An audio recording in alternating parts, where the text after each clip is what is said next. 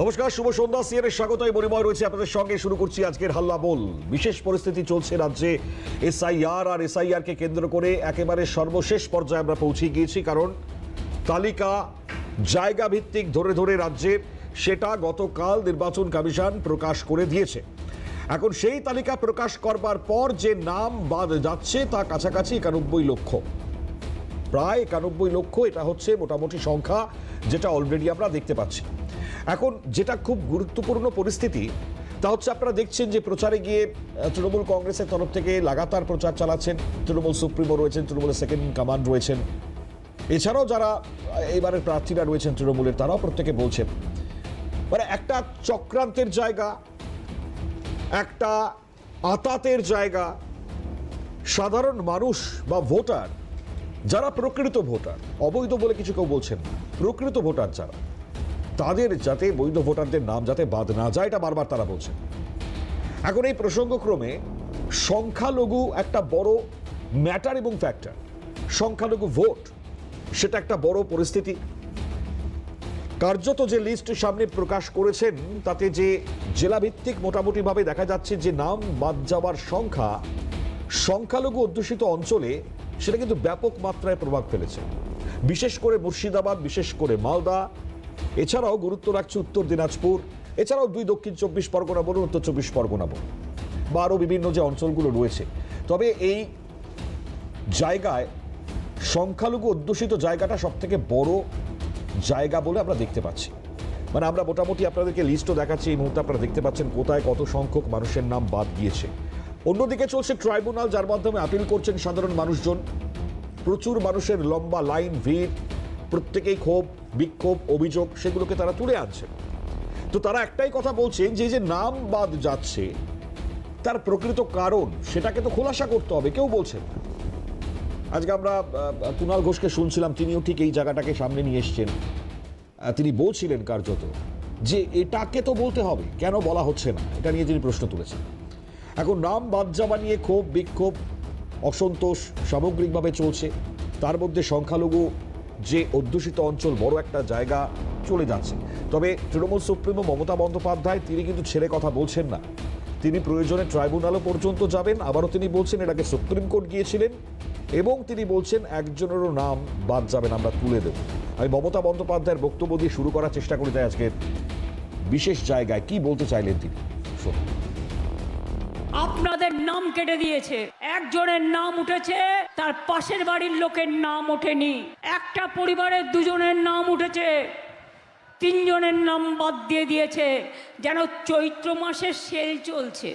সব বোঝাপড়ার খেলা, গটাপ গটাপ খেলা।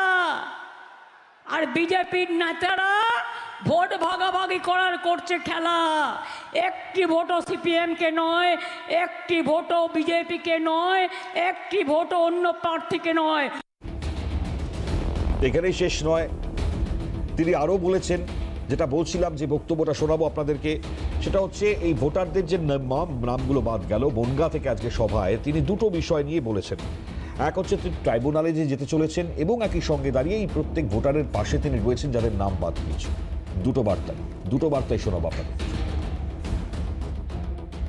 আমি রাস্তা থেকে সুপ্রিম কোর্ট পর্যন্ত লড়াই করেছি, আগামী দিনে করব। যাদের নাম বাদ গেছে তাদের নামও আগামী দিন আমরা তুলব। আমরা চেষ্টা করব ভোটের আগে তোলবার। এরা বদমাইশি করছে ভোটের পরে তোলবার, কিন্তু নাম তোমায় তুলতেই হবে। সাংবিধানিক অধিকার তুমি কাটতে পারো না। 90 লক্ষ ভোট এখনো বাদ আছে, তার মধ্যে 58 লক্ষ ওরা খোলেনি, যেটা আগে বাদ দিয়েছিল। আমরা বারবার বলেছি রাস্তা থেকে সুপ্রিম কোর্ট। এখনো মনে রাখবেন, ওই 60 লক্ষ যেটা লজিস্টিক্যাল ডিসক্রিপেন্সি করে বাদ দিয়েছিল, তার মধ্যে আমি কোর্টে কেস করেছিলাম বলে 32 লক্ষ লোকের নাম উঠেছে। বাদ বাকিটাও আমরা ট্রাইব্যুনালে যাব এবং তুলব যাদেরটা বাদ আছে। তো আবারও কিন্তু তিনি আরও একটা বিষয় স্পষ্ট করে বললেন যে তাদের পাশে তিনি থাকছেন, ট্রাইব্যুনালেও যাবেন, এবং ট্রাইব্যুনালে গিয়ে তিনি সেখানেও এই পরিস্থিতির মধ্যে দাঁড়িয়ে সাধারণ মানুষের পাশে দাঁড়াবেন। একটা প্রশ্ন খুব স্বাভাবিকভাবে উঠছিল কয়েকদিন ধরে, কারণ আমরা কংগ্রেস প্রার্থী যাকে দেখেছিলাম মেহতাব শেখ, ট্রাইব্যুনালের প্রথম কেস, যার নাম আইনি জায়গায় দাঁড়িয়ে আইনজীবী মারফত সেই নাম তার উঠেছিল, এবং ঠিক সেই জায়গা থেকে দাঁড়িয়ে আইনজীবী হায়ার করার মতন ক্ষমতা নয় তার রয়েছে, কিন্তু সাধারণ মানুষরা তারা ট্রাইব্যুনালে যাবেন, তারা তো অর্ধেক কিছু জানেন না ঠিক মতন, সঠিকভাবে আইনি বিষয় অনেক জটিলতা, তারা যে যাবেন আবেদন করবেন কিভাবে করবেন, এই যে একটা পরিস্থিতি, তাতে অনেকেই প্রশ্ন করছিল যে অনেকেই তো বলছেন এদের পাশে দাঁড়াবেন, সব থেকে বেশি শাসক দল বলছে, তো শাসক দলের তরফ থেকে কি এদের পাশে কোনো রকম আইনজীবী দেওয়া হবে এই সাধারণ মানুষগুলোর পক্ষে, তারা দ্রুত যাতে এই জায়গা নিষ্পত্তি করতে পারেন তাদের নামে? থাকছে এই প্রশ্নগুলো, আজকে অবশ্যই আলোচনার জায়গা আমরা আসবো। অভিষেক বন্দ্যোপাধ্যায় কিন্তু ছেড়ে কথা বলছেন না। আজকে অভিষেক বন্দ্যোপাধ্যায় তিনিও এক চক্রান্তের জায়গাকে স্পষ্ট করেছেন, তার অভিযোগটাও কি ঠিক শোনেন? আপনারা তো দেখছেন কোর্টের অবস্থা, বিচার ব্যবস্থা একাংশ এদের সাথে হাত মিলিয়ে দিয়েছে, মানুষ বিচার পাচ্ছে না। আমি লড়তে যাইনি, মমতা বন্দ্যোপাধ্যায় মানুষের হয়ে লড়তে গেছে। আমাকে যদি আমার বিরুদ্ধে বিচার ব্যবস্থা কোনো রায় দেয়, আমি বিচার ব্যবস্থার বিরুদ্ধে কোনোদিন কিছু বলিনি, কিন্তু মানুষ আজকে কোর্টে গিয়ে বিচার পাচ্ছে না। তবে আমার দৃঢ় বিশ্বাস, যে 27 লাখ লোকের নাম বাদ দিয়েছে, এই 27 লাখের মধ্যে 27 লাখ নাম আমরা তুলবো, হয়তো একটু সময় লাগতে পারে। আপনাদের এরা চেষ্টা করবে এই ভোটে যাতে আপনারা ভোট না দিতে পারেন এবং গায়ের জোরে বিজেপি নিজেদের সরকার তৈরি করতে পারে। গায়ের জোরে বিজেপি যাতে সরকার তৈরি করতে পারে, গায়ের জোরটা কোন জায়গায় সেটা খোলাসা করছেন অভিষেক বন্দ্যোপাধ্যায়। এখন খুব তাৎপর্যপূর্ণ বিষয়, কারণ আজকে শুভেন্দু অধিকারী, তাকেও প্রশ্ন করা হয়েছিল যে এতগুলো নাম বাদ গেল, তা নিয়ে আপনার কি সে? তো শুভেন্দু অধিকারী কি বলছেন সেটাও শুনি না, শুনুন। 10 লক্ষ আগেই বাদ গেছিল, 23 লক্ষ এবার 63 লক্ষ, মোট 91 লক্ষ ভোটারের নাম সব মিলিয়ে বাদ পড়লো। এখনো 20 লক্ষ শুনানি কমপ্লিট হয়, যে ভারতীয় তার নাম উঠবে, ট্রাইব্যুনালে আবেদন করবে। সুপ্রিম কোর্ট তো বলে দিয়েছে, এবার না দিতে পারলে পরের বার দেবে, কাছেই হয়ে যাওয়া উচিত। বাংলাদেশি মুসলিমের নাম থাকবে না,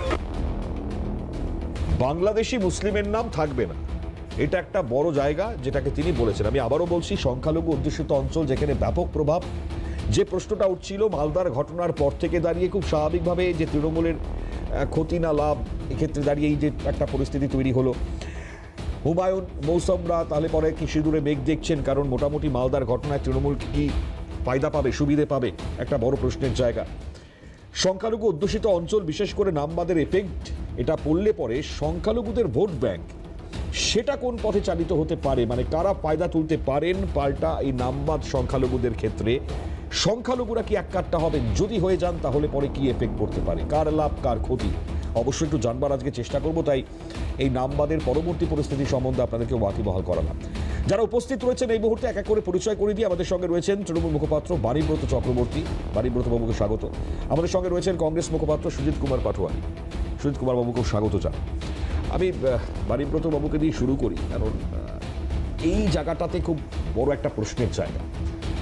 সংখ্যালঘু ভোট, যদিও এর মাঝে দাঁড়িয়ে মমতা বন্দ্যোপাধ্যায় যেগুলো বলছেন, প্রত্যেক এই ভোটার যাদের পাশে তিনি দাঁড়াবেন, যাদের নাম এভাবে বাদ দেওয়া হবে, প্রথমেই আপনার থেকে প্রাথমিক রিয়াকশন নিই, এত সংখ্যায় মানুষের নাম বাদ নিয়ে আপনাদের কি? না, প্রথম কথা হচ্ছে তৃণমূল কংগ্রেস একটা রাজনৈতিক দল যারা প্রথম থেকে, আজকে তো ভোট শুরু হয়ে গেছে, কিন্তু ভোট শুরু হওয়ার আগে থেকেই যখন এসআইআর পদ্ধতি চালু হয়, প্রথম দিন থেকে আমাদের দলের নেত্রী মমতা বন্দ্যোপাধ্যায় এবং আমাদের দলের সর্বভারতীয় সাধারণ সম্পাদক অভিষেক বন্দ্যোপাধ্যায় একটা বিষয় নিয়ে খুব স্পেসিফিকভাবে অনড় ছিলেন যে একজন ভোটারের নামও বাদ দেওয়া যাবে না। বিজেপি একটা রং ন্যারেটিভ সেট করছে, আচ্ছা, বাংলাদেশি মুসলিম বা মুসলিম এই সম্প্রদায়ের কথা উল্লেখ করে 91 লক্ষ যে নাম এখনও পর্যন্ত বাদ আছে, আপনি ভালো করে দেখুন, সংখ্যাগরিষ্ঠ কিন্তু হিন্দুদের নামই এখনও পর্যন্ত বাদ পড়েছে। তাহলে আমার প্রশ্ন হচ্ছে, যদি এই ভোটার তালিকাতে নাম বাদ যাওয়া লোকেদের আপনি ইতিহাস দেখেন, আপনি দেখবেন এরকম ভুরি ভুরি কেস আছে যেখানে সেই ভোটার তালিকাতে তার বাবা অথবা মায়ের নাম আছে কিন্তু ছেলে বা মেয়ের নাম নেই। তাহলে বাবা অথবা মায়ের নাম আছে, ছেলে বা অথবা মেয়ের নাম নেই, এটা কোন যুক্তিতে হচ্ছে? এটা সবথেকে বড় প্রশ্ন। এখনও পর্যন্ত যে কোনো আইনি ক্ষেত্রে তৃণমূল কংগ্রেস সবথেকে বেশি সরব এবং সক্রিয়। একটাই কারণ, তার কারণ একটি ভোটারের নাম যেন বাদ না যায়, একজন নাগরিকের নাম যেন বাদ না যায়। আমি মাননীয় বিরোধী দলনেতার কথা শুনছিলাম, তিনি বলছিলেন যে যদি কোনো ভোটার এখন ভোট দিতে না পারে তিনি পরের বার দেবেন, তাতে অসুবিধার কী আছে? অর্থাৎ ভোটাররা ভোট দিলে বিজেপি যে ভোট পাবে না, এতে বিজেপি মোটামুটিভাবে নিশ্চিত। তাই বিজেপির উদ্দেশ্য হচ্ছে যত সম্ভব ভোটারদের নাম বাদ দেওয়া, যাতে ভোটারদের নাম বাদ থাকলে, যে কথা অভিষেক বন্দ্যোপাধ্যায় বলছিলেন, একটা গায়ের জোরে একটা ম্যানিপুলেশন করে একটা ভোট জেতার চেষ্টা, কিন্তু বিজেপির সেই চেষ্টা সফল হবে না, আখেরে লাভ হবে না, এটা মনে করছেন বাণীব্রত, তিনি যেটা বলছিলেন। আচ্ছা, আমাদের সঙ্গে পৃথ্বীরাজ মুখার্জি, বিজেপি মুখপাত্র, তিনিও যোগ দিয়েছেন, আমি স্বাগত জানিয়ে রাখি। তা আমি সুজিত বাবুর কাছে যাওয়ার আগে পৃথ্বীরাজ তার কাছে যাই, কারণ আজকে তো অনেকগুলো প্রেক্ষাপট রয়েছে, তার মধ্যে এত সংখ্যায় বা এত পরিমাণ নাম বাদের জায়গাটা। আমার প্রশ্ন হচ্ছে, সংখ্যালঘু অধ্যুষিত অঞ্চলেও প্রচুর মানুষের নাম বাদ গিয়েছে, ক্ষোভ বিক্ষোভের ছবি আমরা মালদায় দেখেছি। প্রশ্ন হচ্ছে, এই ভোট বা নাম না থাকা এফেক্টটা কিভাবে আপনারা সামলাও দেবেন? ভোট নিয়ে তো একেই সংখ্যালঘু একটা ফ্যাক্টর বড় কাজ করে, তো বিজেপির এই জায়গায় কি মনে হয়? সবার প্রথম বলি যে ভারতবর্ষ এবং পশ্চিমবঙ্গ কোনো সরাইখানা বা ধর্মশালা নয়। পশ্চিমবঙ্গে যারা বসবাসকারী ভারতীয় হিন্দু, মুসলমান এবং পশ্চিমবঙ্গে যারা বাঙালিরা বসবাস করছেন, তাদের মধ্যে বিজেপির পক্ষ থেকে আমাদের দলের রাজ্য সভাপতি সাংসদ শ্রমিক দা প্রথম দিন থেকে একটাই স্ট্যান্ড নিয়েছিলেন যে কোনো বৈধ ভোটারের নাম যদি বাদ যায়, যতক্ষণ না সেই নামটার দ্রুত নিষ্পত্তি হচ্ছে ততক্ষণ নো এসআইআর, নো ভোট। কিন্তু এমতাবস্থায় আমরা দাঁড়িয়ে দেখতে পেলাম পশ্চিমবঙ্গে এসআইআর প্রসেস হলো, সেই এসআইআর প্রসেসের মধ্যে দিয়ে কিছু নাম অ্যাডজুডিকেশনে গেল, কিছু নাম ডিলিটেড হলো এবং তারপর ট্রাইব্যুনালে সমস্ত কাজকর্ম হচ্ছে। কিন্তু দেখুন, এই জায়গায় দাঁড়িয়ে এই সম্পূর্ণ দায় হচ্ছে এখন ইলেকশন কমিশনের। আমরা তো ইলেকশন কমিশনের মুখপাত্র নই বা ইলেকশন কমিশনের হয়ে এখানে বলতে আসিনি, আমরা সরাসরি আমাদের দলের অবস্থানটা পরিষ্কার করতে এসেছি পশ্চিমবঙ্গের মানুষের স্বার্থে। দেখুন, আমরা দেখতে পেয়েছি, এই পশ্চিমবঙ্গে বাস করতে গিয়ে দেখতে পেয়েছি, এই যে একটু আগে তৃণমূলের প্রতিনিধি বহু কথা বলল, লাভলি খাতুন, শ্রাবন্তী মণ্ডল, এরা তৃণমূলের পঞ্চায়েত প্রধান, এদের পরিচয় কী ছিল আপনারা খবর নিয়ে নিন। আপনারাই তো আপনাদের সংবাদ মাধ্যমে অনেক প্রতিবেদনে দেখিয়েছেন যে যারা তৃণমূলের পঞ্চায়েত প্রধান তারা ঘোষিত বাংলাদেশে অনুপ্রবেশকারী। তাহলে এমতাবস্থায় দাঁড়িয়ে যদি তাদের নাম বাদ যায়, তাহলে মমতা বন্দ্যোপাধ্যায়ের গায়ে লাগবে, এটা স্বাভাবিক। আর আজকে ইলেকশন কমিশনের দায়ের কথা বলছেন, ছেড়ে দিন আজকে ইলেকশন কমিশন। যখন সিএ নিয়ে 2019 সালে আন্দোলন হয়েছিল, মমতা বন্দ্যোপাধ্যায় কংগ্রেসের সাথে হাত মিলিয়ে ধর্মতলার মঞ্চে দাঁড়িয়ে বলেছিলেন কে ছি ছি। সেই সময় পশ্চিমবঙ্গে সামগ্রিক যে অশান্তি ছড়িয়েছিল, মালদা মুর্শিদাবাদে রেলপথ অবরোধ হয়েছিল, রেল লাইনে পাথর ছোড়া হয়েছিল, হুগলিতে বাস জ্বলেছিল, তখন কারা প্রশাসনের দায়িত্বে ছিল? তখন তো এই মমতা বন্দ্যোপাধ্যায় ছিল। কিছুদিন আগে ওয়াকফ নিয়ে সিদ্দিকুল্লাহ চৌধুরী রাজ্যের মন্ত্রীর বক্তব্য কি? যে প্রথমে আমরা ব্লক দখল করব, তারপর আমরা কলকাতার রাজপথকে নিয়ে সেখানে আন্দোলন চালাবো। এই ওয়াকফ নিয়ে যখন মালদা, মোথাবাড়ি, এই সমস্ত জায়গায় প্রথমে তৃণমূল বলেছিল আমাদের এখানে কোনো হাত নেই, পরবর্তীকালে হাইকোর্টের বিচারপতির অবজারভেশনে এবং সেইখানে একটা চার্জ ফ্রেম হয় যে সেখানে যারা যারা ছিলেন তাদের মধ্যে একজনের নাম উঠে আসে, তৃণমূল কাউন্সিলর মেহবুব আলম। সেই মেহবুব আলম কে ছিল? তার মানে সামগ্রিকভাবে পশ্চিমবঙ্গে যে অশান্তির পরিবেশ যেটা তৈরি হচ্ছে তার সেটা একমাত্র দায় তৃণমূল কংগ্রেস এবং মমতা ব্যানার্জি। কারণ এই এসআইআর সম্পূর্ণ যে প্রসেস, এই প্রসেসটাকে বিলম্বিত এবং বিড়ম্বিত করবার দায় গোটাটাই রাজ্য সরকারের। কারণ আপনারা ভাবুন, পশ্চিমবঙ্গের সাথে সাথে বিভিন্ন বিজেপি শাসিত রাজ্য, অবিজেপি শাসিত রাজ্যে এসআইআর হয়েছে। তামিলনাড়ুতে 97 লক্ষ অবৈধ ভোটার চিহ্নিতকরণ করে 97 লক্ষ নাম বাদ গেছে। তামিলনাড়ুতে আমার এরকম পরিস্থিতি একটা জায়গায় দেখান তো, আপনি কেরলে দেখান তো, সেটা তো অবিজেপি শাসিত রাজ্য। আপনি উত্তরপ্রদেশ, এবার বিজেপি শাসিত রাজ্যে দেখান কোথাও একটা অভিযোগ, কোথাও কোনো অভিযোগ নেই। কিন্তু পশ্চিমবঙ্গের মুখ্যমন্ত্রী দাঁড়িয়ে এই ধর্মীয় উস্কানিগুলো দেয়। এই মুখ্যমন্ত্রী দাঁড়িয়ে বলেছিল বিজেপি ইজ প্র্যাকটিসিং হিন্দু ধর্ম, গন্ধা ধর্ম। এই মমতা বন্দ্যোপাধ্যায় দাঁড়িয়ে মহিলাদেরকে বলেছিল তোমরা ঝাঁটা হাতে রাস্তায় নেমে পড়ো। যখন special roll observer C Murugan এসেছিল এই পশ্চিমবঙ্গের মাটিতে, তখন ফলতায় আমরা দেখতে পেয়েছিলাম সি মুরুগানকে আক্রমণ করা হয়েছিল। সেই সময় সি মুরুগান সরাসরি সংবাদ মাধ্যমকে বলেছিল যে আমি একজন আইএএস অফিসার, আমার নিরাপত্তা সুনিশ্চিত করবার দায়িত্ব হচ্ছে রাজ্যের প্রশাসনের। তখন কি তাকে সুনিশ্চিত করতে পেরেছিল তার নিরাপত্তা? এই রাজ্যে একাধিক কেন্দ্রীয় এজেন্সির ওপর হামলা চলে। এখন যেটা তৈরি হয়েছে সেটা হচ্ছে একটা অ্যানার্কি তৈরি হয়েছে। একটা অসাংবিধানিক সরকার দীর্ঘদিন ধরে সাংবিধানিক সংকট তৈরি করবার চেষ্টা করছে। আচ্ছা। তাই এখন প্রত্যেকটা মানুষের কাছে এইটুকুই বলে যায় যে আগে জাগলে বড় জোর মানুষ সাম্প্রদায়িক বলবে, কিন্তু পরে জাগলে মানুষ উদ্বাস্তুই বলবে। বেশ, আমি তৃণমূলের প্রতিক্রিয়া নেব, সুজিত বাবুর কাছেও আসবো। একটা দ্রুত বিরতি নিই, বিরতির পর ফিরে আসছি, সঙ্গে থাকবো। ফিরলাম বিরতির পর। আমি তৃণমূলের বক্তব্য শুনবার আগে আমি একটু কংগ্রেসের বক্তব্য শুনে নিই। সুজিত বাবুর কাছে আসি সরাসরি, কারণ যেটা খুব স্বাভাবিক, মানে পৃথ্বীরাজ যেটা বলছিলেন যে একসময় কংগ্রেসের সঙ্গে হাত মিলিয়ে যেটা তৃণমূল করেছিল, এইবার এই মুহূর্তে দাঁড়িয়ে যে পরিস্থিতি, আমি ছোট্ট করে যদি অধীর বাবুর একটা বক্তব্য শুনিয়ে রাখি, এক্ষেত্রে হয়তো সুবিধা হবে সুজিত বাবুর বলতে। অধীর বাবু বলছেন যে মমতা বন্দ্যোপাধ্যায়ের পৌঁছানো উচিত, অ্যাটলিস্ট কোনো আকাশ ভেঙে পড়বে না, যে যতক্ষণ না পর্যন্ত যে ভোটারের এই গোটা পরিস্থিতি শেষ না হচ্ছে, মীমাংসা না হচ্ছে, ততক্ষণ পর্যন্ত যাতে ভোটটা না হয়। অধীর বাবুর বক্তব্য শুনুন। যদি না থাকে, আমার প্রথম প্রশ্ন, মৌলিক প্রশ্ন, তাহলে আমি কি করে বলবো যে এ ভোট নিরপেক্ষ হয়েছে, এ ভোট অবাধ হয়েছে, এ ভোট মানুষের উৎসব হয়েছে? কি করে বলবো? তা বাংলার মুখ্যমন্ত্রীর পক্ষ থেকে একটা দাবি করা উচিত নির্বাচন কমিশনের কাছে এবং সুপ্রিম কোর্টের কাছে, যিনি প্রত্যেক মুহূর্তে সুপ্রিম কোর্ট দেখাচ্ছেন, যে যতক্ষণ পর্যন্ত না এই প্রক্রিয়া সমাপ্ত হচ্ছে, আরো 1 মাস 1.5 মাস লাগতে পারে, আকাশ তো ভেঙে পড়বে না, আসমান তো ভেঙে পড়বে না, কিন্তু তাদের ভোটের অধিকার সুনিশ্চিত করার লক্ষ্যে এই ভোট স্থগিত থাকা দরকার বলে আমি মনে করি। আমি আমার সাংবিধানিক অধিকারের প্রশ্নে এই দাবিটা করছি। কোন যুক্তিতেই এই দাবিকে কেউ অবজ্ঞা করতে পারে না। আমাকে বুঝিয়ে দিই, ভারতবর্ষের বিচার ব্যবস্থা বলেছে ফ্রি অ্যান্ড ফেয়ার ইলেকশন তখনই হয় যখন free and fair electoral roll হয়। অর্থাৎ নির্বাচন তখনই হয় যখন অবাধ ভোটার তালিকা হয়, ভোটারের প্রক্রিয়া সমাপ্ত হচ্ছে, ততক্ষণ পর্যন্ত ভোট দানের প্রক্রিয়া স্থগিত হোক। আসমান ভেঙে পড়বে না তাতে, আকাশ ভেঙে পড়বে না তাতে, আমার একটা দাবি থাকবে। এই দাবি যেটা বলছেন সুজিত বাবু, 1 মাস সময় দিলে পরে মানে যে সমীকরণ সেটাই তো বদলে যাবে হয়তো, তো কেন বলছেন তিনি কথা? দেখুন, নমস্কার, শুভ সন্ধ্যা। আমার 2 ছোট ভাই, তাদেরও শুভেচ্ছা রইল এবং সংসার সবাইকে। অধীরদা যেটা বলেছেন, ন্যারেটিভটা ওভাবে না দেখে আপনি একটু দেখুন যে আমাদের 21 নম্বর ধারা এবং 26 নম্বর ধারা ভারতবর্ষের সংবিধানে মূল কথা কি না, আমরা আমাদের অধিকার আছে ভোটে দাঁড়ানোর, ভোট নেওয়া এবং ভোট দেওয়া। এটা ভারতবর্ষের সংবিধান আমাদেরকে দিয়েছে এবং এটা মৌলিক অধিকারের মধ্যেই আছে।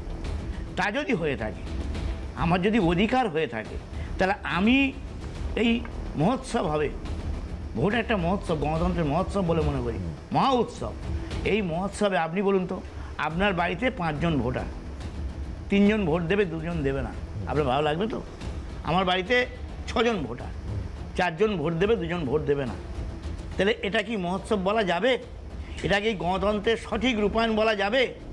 একজনও বৈধ ভোটার যদি বাদ যায়, সেক্ষেত্রে অবৈধ এবং সেই ভোটার তালিকাটাই ঠিক না। আজকের কমিশন বলতে পারলো না কাদের বাদ গেল, কেন, কারণটাকেই ক্লারিফাই করতে পারেনি। দায় কার? দায়ভারটা কার? আমরা কংগ্রেস থেকে 17 বার কমিশনের কাছে গেছি, 5 বার অবস্থান করেছি। আমাদের বক্তব্য যে আমরা এই যে এসআইআর, অর্থাৎ একেবারে সম্পূর্ণভাবে নতুন ভোটার তালিকা তৈরি করার যে পরিকল্পনা, এটাকে আমরা কখনো 2002 সালে হয়েছিল, আমরা কখনো বিরোধিতা করছি না। আমাদের প্রথম থেকে বক্তব্য ছিল যে it will take time, but time will come. একটা সময় দিতে হবে, এটা একটা সময় সাপেক্ষ ব্যাপার, লং টার্ম প্রসেস। এ 1 দিনে 2 দিনে 1 মাসে 1.5 মাসের ব্যাপার নয় এটা। এই লং টার্ম প্রসেসটা করতে গিয়ে আর একটা সমস্যা, যারা এর কাজের সঙ্গে যুক্ত, বিএলের একটা লাস্ট লেভেল যারা, বুথ লেভেল অফিসার যারা, বিএলও যারা, সেক্ষেত্রে সবাই ট্রেন না, স্বাভাবিক কারণে সম্ভাবনা কম, সবাই ট্রেনিং দেওয়া হয়নি, বা সবাই কম্পিউটার সম্বন্ধে যথার্থভাবে একেবারে জ্ঞানের পরিপক্কতা নয়, স্বাভাবিক কারণে ত্রুটিটা স্বাভাবিক। এবং এই কম সময়ের জন্যে তাড়াহুড়ো করে কমিশন মোটিভেটেডলি এবং একটা নির্দিষ্ট রাজনৈতিক দল, বলতে বাধা নেই, বিজেপি গাইডেড বাই বিজেপির দ্বারা পরিচালিত হয়ে কমিশন এটা করেছে। আমি আবার একটু বুঝতে হবে, যারা বাইরে থেকে এসে কাজ করবে তারা হলে পরে আবার মানে বিজেপির হয়ে যাচ্ছেন বলে অভিযোগ। না না না না, এই একটা জায়গা তো তৈরি হয়েছে। আমি একটা কথা বলি, আমি শুধু কমিশনকে অনুরোধ করব, এরা সবাই সিনিয়র অফিসার, যদিও আমিও সিনিয়র সিটিজেন, আমি এদের কাছে অনুরোধ করব যে 96 সালে টিএন সেশন তিনি নির্বাচন কমিশনার হিসেবে কাজ করেছেন, তার ফাইলপত্র একটু উল্টে দেখা, সেই ইতিহাসটা একটু দেখে নেওয়া, যে কমিশনের কি দায়িত্ব এবং কর্তব্য এবং ক্ষমতা কতখানি। আজকের কমিশন তো একেবারে বিজেপির লেজুর হয়ে গেছে, আচ্ছা, একদম বিজেপির লেজুর। মানে এই নামের যে সামগ্রিক বিষয়টা সেটা তো আমি জানি যে বিচার যারা পতিরা রয়েছেন বিচারপতির দ্বারা এই মুহূর্তে দাঁড়িয়ে সমস্ত কিছু সুপ্রিম কোর্ট রায় অনুযায়ী হয়েছে। এক্স্যাক্ট, হ্যাঁ, মানে কমিশনের সাথে এটা মানে এখন না এখন কমিশন দায়, দেখুন কমিশন যতগুলো সিদ্ধান্ত নেয় সব সিদ্ধান্ত পরিবর্তন করতে হয়েছে। আপনি লক্ষ্য দেখুন প্রথম থেকে শেষ পর্যন্ত। পৃথ্বীরাজ কিছু বলবেন? বলুন। আমি নিশ্চয়ই বলবো, আমি তো ইন্টারাপ্ট করিনি। আমি আসছি আপনার কাছে একটা ছোট্ট প্রশ্ন নিন। আমার কথা হচ্ছে এই যে কংগ্রেসের হয়ে যিনি প্রতিনিধিত্ব করছেন তিনি যেমন টিএন সেশনের নামটা মেনশন করলেন, ওনার জানা উচিত TN Seshan versus Union of India একটা ল্যান্ডমার্ক জাজমেন্ট ছিল। আচ্ছা, সেইখানে ইলেকশন কমিশনকে সরাসরি বলা হচ্ছে, এটা খালি টিএন সেশন না, আরেকটাও জাজমেন্ট ছিল MS Gill versus election commission of India. এই দুটো জাজমেন্টেই বলা হচ্ছে ইলেকশন কমিশনের কাজ হচ্ছে সুপারিনটেন্ডেন্স, ডিরেকশন আর কন্ট্রোল। কিন্তু যখন ইলেকশনটা স্টেট সাবজেক্ট, যখন এটা রাজ্যের বিধানসভা নির্বাচন হচ্ছে তখন স্টেট সাবজেক্ট, এবং মমতা বন্দ্যোপাধ্যায়ের নামটা আমি এখানে এই কারণেই রেফার করছি কারণ তিনি মুখ্যমন্ত্রী, যেহেতু তিনি স্যালারিটা পান, তার উচিত স্টেট সাবজেক্ট, স্টেট অথরিটি হিসেবে ইলেকশন কমিশনকে সহযোগিতা করা। এখানে ইলেকশন কমিশন সমন্বয় করে কাজ করবে রাজ্য প্রশাসনের সাথে, এবং কনকারেন্টলি তৃণমূল না, রাজ্য সরকারকে সহযোগিতা করতে হবে ইলেকশন কমিশনকে। কিন্তু সেই সহযোগিতাকে আমরা দেখতে পেলাম কালিয়াচকে। আর আরেকটা কথা, লাস্ট পয়েন্ট, এই যে অফিসার নিয়োগের কথা বলছে না, এই যে ইলেকশন কমিশনের মধ্যে যারা যারা দায়িত্বপ্রাপ্ত ডেটা এন্ট্রি অপারেটরদের নাম যখন চেয়েছিল ইলেকশন কমিশন, তখন দেয়নি কেন তৃণমূল কংগ্রেস? প্রথমে ক্লাস 2 লেভেল অফিসার যাদের ডিমান্ড করেছিল ইলেকশন কমিশন, তখন দেয়নি কেন এই সরকার? তাদের ব্যর্থতার জন্য তো আজকে এই সিদ্ধান্ত নিয়েছে ইলেকশন কমিশন। সুজিত বাবু থেকে, সুজিত বাবু যেটা দেখুন, এই যে পশ্চিমবাংলা বাইনারি পলিটিক্স হচ্ছে, এটা খুব পরিষ্কার। পশ্চিমবাংলার মানুষের সামনে আজকে খুব পরিষ্কার, ডাঙায় বাঘ আর জলে কুমির, একদিকে বিজেপি আরেকদিকে তৃণমূল, এবং এরা ব্যাক টু কয়েন, কারণ কংগ্রেস অপ্রাসঙ্গিক। দয়া করে আমি ছোট ভাইকে বলবো ইন্টারাপ্ট না করতে, আমি এটা পছন্দ করি না। কেন দেখুন, এটা ঝগড়ার জায়গা না। আমি নিশ্চয়ই, আমার ভাই নিশ্চয়ই বলবেন তার সময় এলে, এটুকু আশা করবে, এই সৌজন্যটুকু আশা করবে, রাজনৈতিক সৌজন্য। এখন ব্যাক টু কয়েন, এরা টাকার এপিটুপিট, এবং বাংলার মানুষেরা দেখে গেছে 23টা বিল। আজকে তৃণমূল চিৎকার করছে বিজেপির বিরুদ্ধে, বিজেপি চিৎকার করছে তৃণমূলের বিরুদ্ধে। আমি দুজনের কাছে বিনয়ের সঙ্গে প্রশ্ন করছি, দুই ভাইয়ের কাছে, যে আপনারা বলুন 23টা বিলে তৃণমূল সমর্থন করেছে কেন্দ্রে, কেন, কোন ইন্টারেস্টে, কোন কারণে, বলতে উত্তর দিতে হবে। এবং শুধু এক মিনিট, কথা বন্ধ করে দেবো, গণতান্ত্রিক পদ্ধতি বলতে হবে, গণতান্ত্রিক পদ্ধতি বলতে হবে। আমি কিন্তু একটা কথা বলিনি, আমি দুই ভাইয়ের বক্তব্য শুনে একটা কথা বলিনি। আরো আসছি একটা বিরতির পর, ছোট্ট বিরতির পর ফিরে আসছি।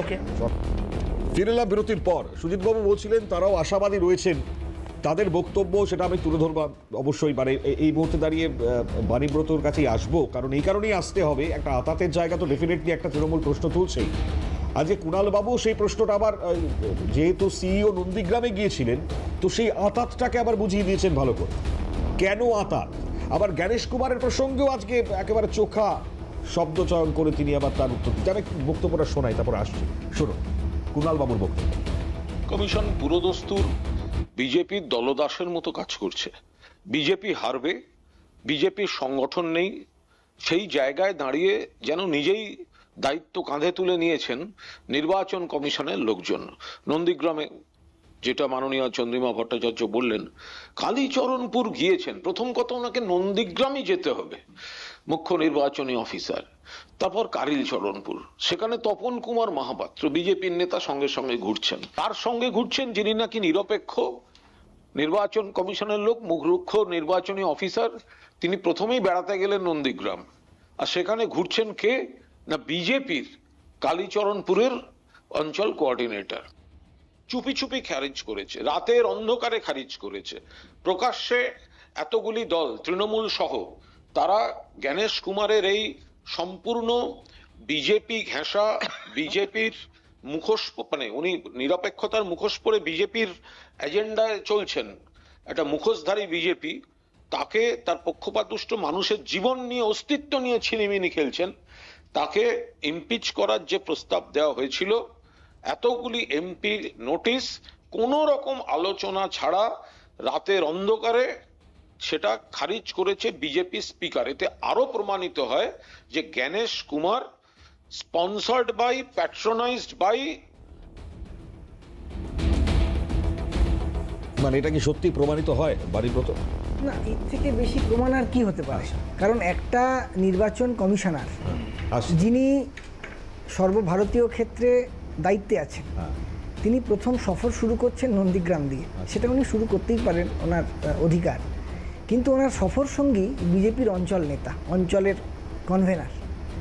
খুব স্বাভাবিকভাবেই এই প্রশ্ন ওঠে যে বিজেপির লোকেদেরকে নিয়ে নির্বাচন কমিশনারের যদি এরকমভাবে ঘোরাঘুরি করতে হয়, তাহলে খুব স্বাভাবিকভাবেই এখানে আঁতাতের কোনো গল্প নেই। এটা একেবারেই একটা শাখা সংগঠন হিসেবে নির্বাচন কমিশন কাজ করছে। এতদিন আমরা জানতাম নির্বাচন কমিশন একটা নিরপেক্ষ সংস্থা, কিন্তু বিজেপি তো সব রেকর্ড ভেঙে দিয়েছে। ED, CBI, income tax, NIA সহ সমস্ত যে সংস্থাগুলো কেন্দ্রীয় সরকারের এজেন্সিগুলো, তারা এতদিন বিজেপির হয়ে কাজ করছিল। দেখুন, যেই নির্বাচন এলো, এতদিন কিন্তু তৃণমূল কংগ্রেসের নেতা বা মন্ত্রীদের কাউকে ইডি তলব করলো না। বেছে বেছে আমাদের যারা প্রার্থী আছেন, ঠিক নির্বাচন চলাকালীন তাদেরকে তলব করার প্রক্রিয়া শুরু হয়েছে। আপনি বলুন তো, এই যে আজকে আমার ছোট ভাই থেকে শুরু করে বিভিন্ন বিজেপির লোকেরা, তারা বারবার এখানে সাম্প্রদায়িক বা বিভিন্ন ধর্ম বা বর্ণের কথা আলোচনা করছেন। এসআইআরে আসলে একটা বাংলাদেশি অনুপ্রবেশকারী বা যাদেরকে রোহিঙ্গা বলা হচ্ছে, আমরা বারবার তৃণমূল কংগ্রেসের পক্ষ থেকে বলি এটা তালিকা দিন না, যে এই যে 91 লক্ষ নাম বাদ গেছে, তার মধ্যে কত হাজার রোহিঙ্গা আছে, কত হাজার বাংলাদেশি মুসলিম আছে, কত হাজার বাংলাদেশি অনুপ্রবেশকারী আছে। বাড়িব্রত বলছিল সোনালী খাতুন একটা নাম না, উচ্চারণ করছে। আমি আবার একটা কথা বলছি, নির্বাচন কমিশনার জ্ঞানেশ কুমারের কাছে সাংবাদিকরা প্রশ্ন করেছেন, তৃণমূল কংগ্রেস প্রশ্ন করেছেন, আজকের দিন অবধি একটি রোহিঙ্গা বা একটি বাংলাদেশি অনুপ্রবেশকারীর তালিকা ওনারা অফিসিয়ালি পেশ করতে পারেননি। আমার প্রশ্নটা খুব স্বাভাবিক, যে এই 91 লক্ষের মধ্যে 80% বেশি কিন্তু হিন্দু ভোটার। তাহলে এই 80% হিন্দু ভোটাররা কিসের ভিত্তিতে বাদ গেল? যে বিজেপি হিন্দুত্বের কথা বলছে, যে 80% হিন্দু ভোটার বাদ গেছে, তাদের মধ্যে অধিকাংশ ভোটারের বাবা মা 2002-এর তালিকাভুক্ত।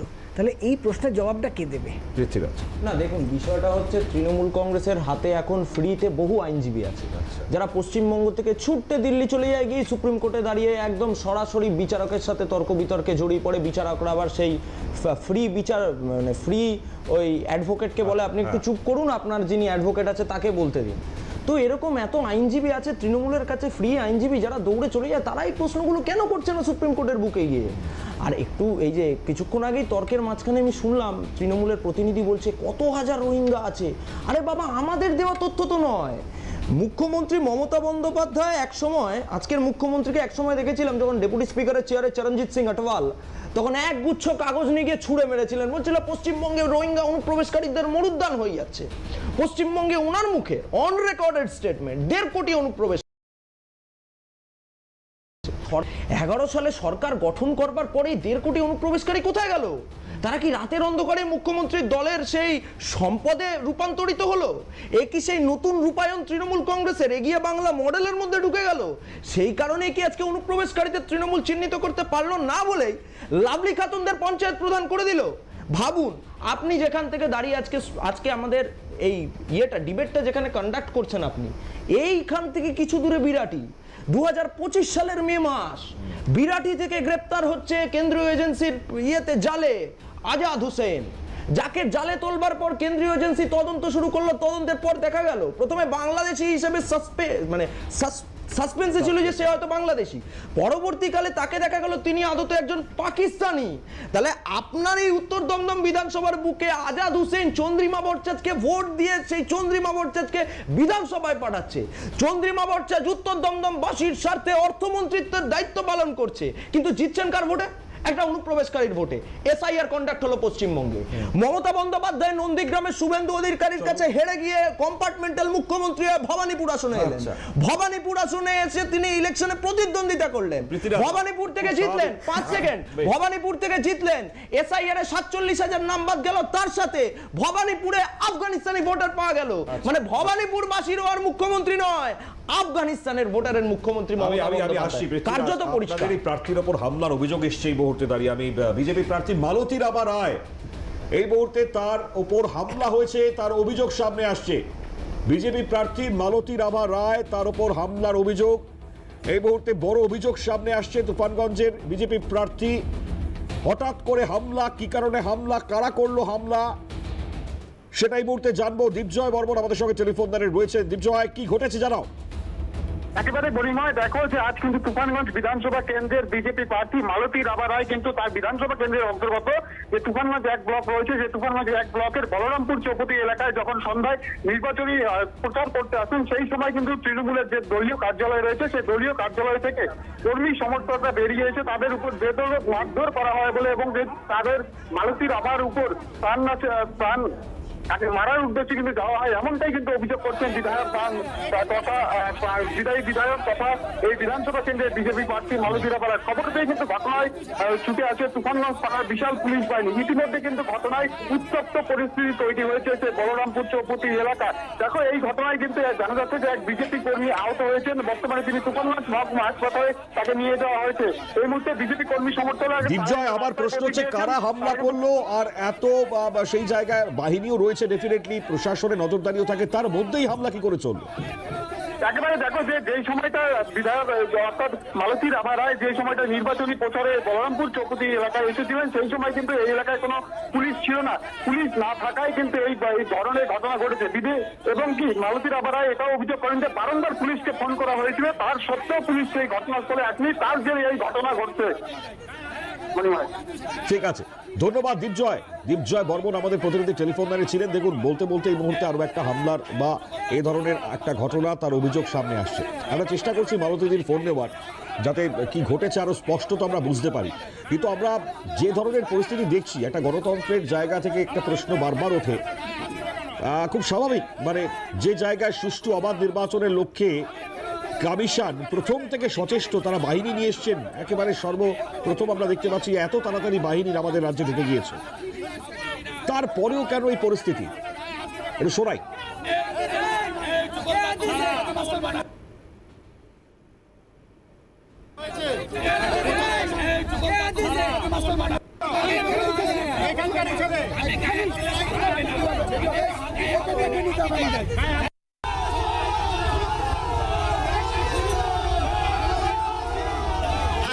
বাজারে প্রচার করতে এসেছি।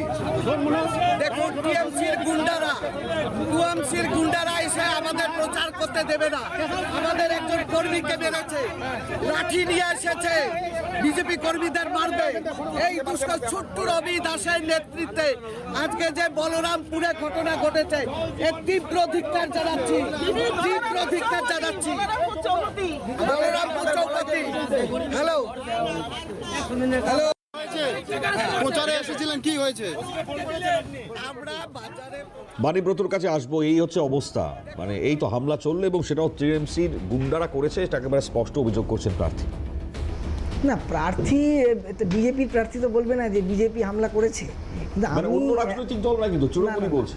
না, তৃণমূল তো প্রধান বিরোধী, মানে মালতী দেবীর, মানে স্বাভাবিকভাবেই উনি তৃণমূলকেই অভিযুক্ত করবেন, এটা স্বাভাবিক। আমি সেটা নিয়ে কিছু বলছি না।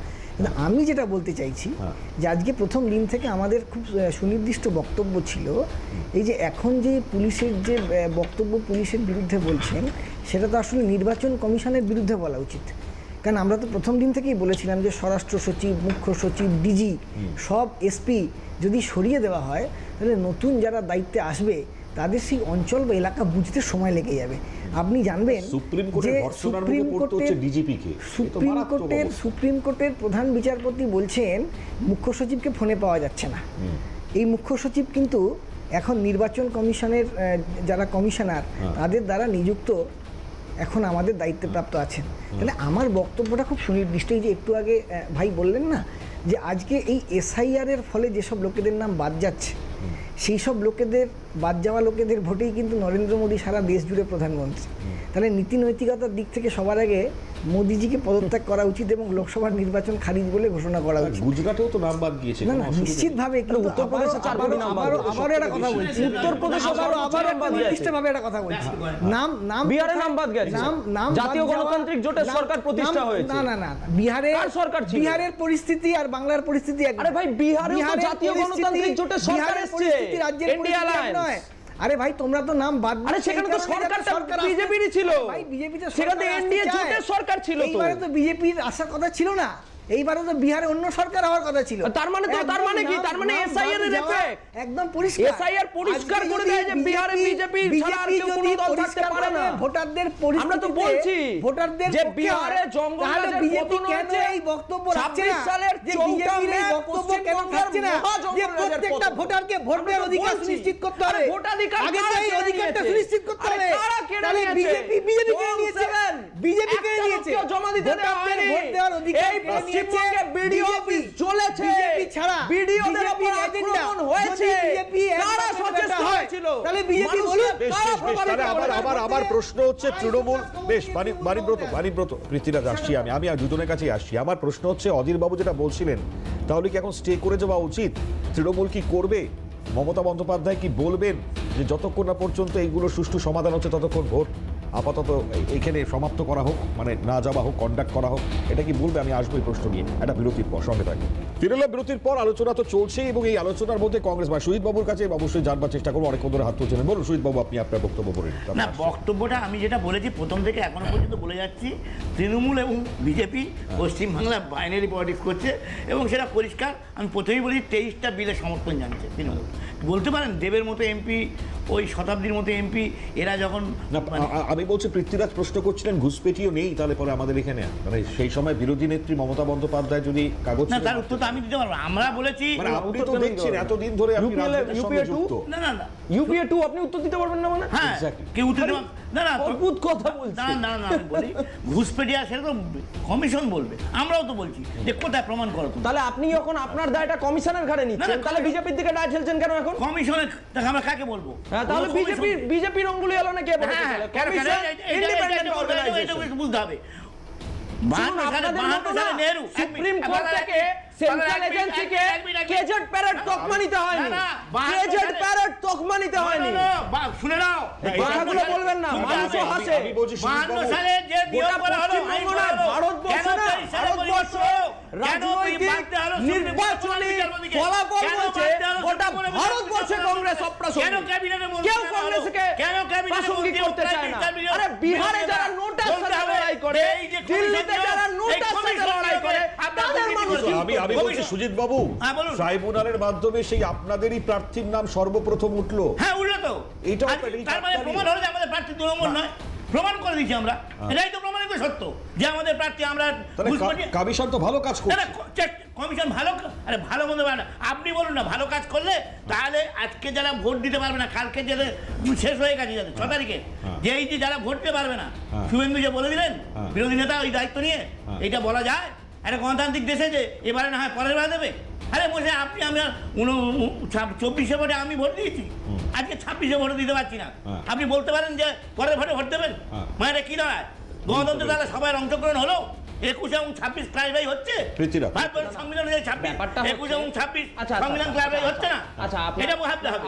আর একটা কথা, 23 সালে যে নির্বাচন কমিশন যে নিয়ম করলো কেন্দ্র সরকার, বাদ দিল কাকে? সুপ্রিম কোর্টের প্রধান বিচারপতিকে। ওখানে তো বিচার হয়ে গেছে যে প্রধানমন্ত্রী এবং তার ক্যাবিনেট তার পকেটের লোককে বসিয়ে দেবে, তাই তো কেন সমস্ত বসানো 2002 কেন এত হ্যাঙ্গামা হলো না? এখন এত হ্যাঙ্গামা হচ্ছে এই কারণটা একটাই, বিজেপির কাছে টিকি বেঁধে দিয়ে কমিশনকে চলতে হচ্ছে 56 ইঞ্চি গাছ, যার জন্য প্রতি মুহূর্তে ভুল করতে হচ্ছে। আজকে কমিশন নিজের মতো চলবে, অটোনমাস বডির অস্তিত্ব হারিয়েছে, অটোনমাস বডির অস্তিত্ব হারিয়েছে। হয়ে গেছে। কংগ্রেসের ফ্রাস্ট্রেশনের বহিঃপ্রকাশটা খুব স্বাভাবিক। তার কারণ হচ্ছে যখন এই সমস্ত বাবা একটু ধৈর্য ধরুন না, আমাদের কোনো ফ্রাস্ট্রেশন, আমরা হয়ে গেছে। আরে আপনার ক্ষমতা থাকবে না কোনোদিন, কোনদিন থাকবে না। আচ্ছা, একটু আগে বলছিল বলছিল না না হয়েছে হয়েছে হয়েছে আরে বাবা দিল্লি বিহার দেখে নিন আরে দিল্লি বিহার দেখে নিন নতুন কোনো কথা নয় এ কংগ্রেসের নতুন কোনো ব্যথাও নয় কংগ্রেস ভারতবর্ষের রাজনীতিতে অপ্রাসঙ্গিক বর্তমানে এবার এবার ধৈর্য ধরে শুনতে এইবার হয়ে গেছে এবার শুনুন শুনুন না লোকসভায় এই এসআইআর নিয়ে বিভিন্ন সাংবিধানিক ব্যবস্থা নিয়ে বহুবার যখন আলোচনা হয়েছে এটা কংগ্রেসের রেকর্ড কংগ্রেস 200 বার পার্লামেন্ট থেকে ওয়াকআউট করে বাইরে বেরিয়ে এসে খালি বিরোধীদের বিরুদ্ধে আঙুল চলে আরে কংগ্রেস কোনোদিন গঠনমূলক কোনো ব্যবস্থা চায় না কংগ্রেস গঠনমূলক ব্যবস্থার পরিপন্থী আজকে তারা ইন্ডিয়া অ্যালায়েন্স করেছে তারা তৃণমূল সিপিএমের সাথে জোট করেছে তারা রেজলিউশন করেছে যে যেখানে শক্তিশালী সেখানে লড়বে তারপরে কংগ্রেসের কথা শুনে মানুষকে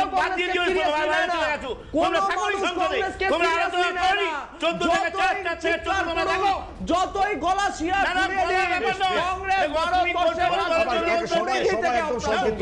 বাণীব্রত আমার এইটাই প্রশ্ন যে কি করবে তৃণমূল মানে 1 মাস কি তাহলে পরে সময় দেওয়া উচিত এটা কি আবেদন করবেন মমতা বন্দ্যোপাধ্যায় আমাদের বক্তব্যটা খুব পরিষ্কার বিজেপির উদ্দেশ্যটা আমরা বুঝতে পেরেছি বিজেপি জানে যে বিজেপির ভোটার সরকার গড়বার মতন সেই সুযোগ নেই বিজেপির বুথ স্তরের কর্মী নেই বিজেপির যেটা আছে সেটা কেন্দ্রীয় সরকারের ক্ষমতা আছে নির্বাচন কমিশন আছে বিভিন্ন কেন্দ্রীয় এজেন্সি আছে তাহলে তৃণমূলের কি আছে জেলখাটা কোন তৃণমূলের আছে সেটা হচ্ছে লক্ষ লক্ষ মানুষ আরে বেলেঘাটা যারা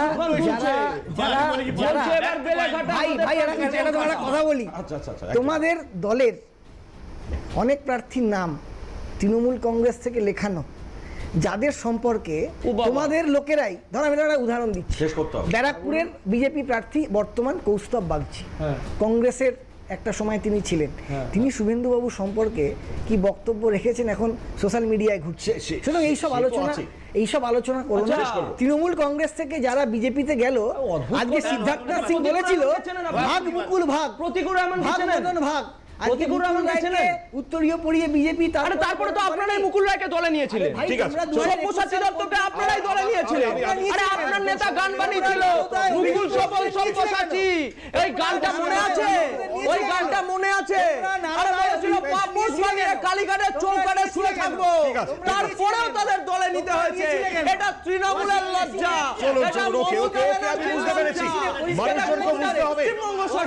এটা ধন্যবাদ সবাইকে ধন্যবাদ বাণীব্রত পৃথ্বীরাজ সুজিত বা প্রত্যেককে ধন্যবাদ জানাই কারণ এই আলোচনা তো এখানে সমাপ্ত হবে না আরো চলবে লং চলবে আগামী সময় আরো স্পষ্ট হবে কে কি চাইছেন কিন্তু সেই সাধারণ মানুষগুলো যদি ভোটার তাদের সঠিক যদি নিষ্পত্তি না হয় তাহলে কিন্তু বড় প্রশ্ন ওখানে থেকে যাচ্ছে তো দেখতে থাকুন সিএন পরবর্তী খবর সমস্ত কিছু নিয়ে নজর রাখুন